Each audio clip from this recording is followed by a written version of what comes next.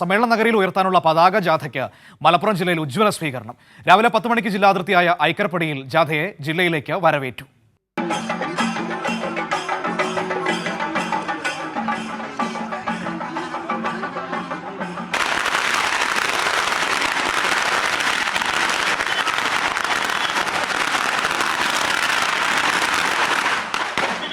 CPIM ജില്ലാ secretary VP Anil, party നേതാക്കൾ, വർഗ ബഹുജന സംഘടനകളുടെ പ്രതിനിധികൾ എന്നിവർ ചേർന്നാണ് സ്വീകരിച്ചത്.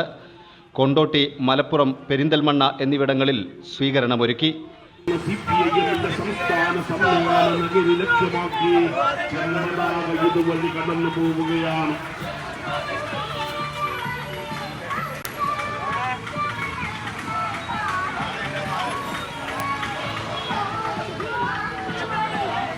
മാർച്ച് 1-ന് കയ്യൂരിൽ നിന്നാണ് പതാക ജാഥ ആരംഭിച്ചത്.